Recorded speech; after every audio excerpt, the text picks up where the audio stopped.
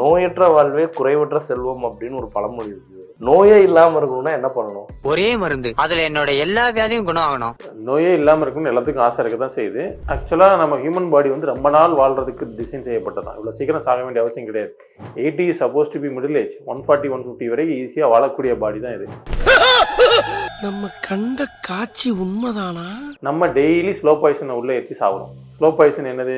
நம்ம சாப்பிட்ற சாப்பாட்டுல உடலுக்கு தேவையில்லாத பொருள் எது உள்ள போனாலும் அது ஸ்லோ பாய்சன். கொத்து பரோட்டாவா?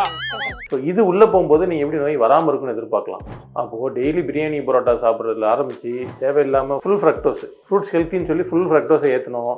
இந்த மாதிரிலாம் ஒன்றா பண்ணிக்கிட்டே இருந்தால் நல்லது நம்மளே நம்பி நம்மளை ஏமாற்றி உள்ள நிறைய கொண்டு போகிறதுனால தான் சீக்கிரம் இறந்து போகிறோம்.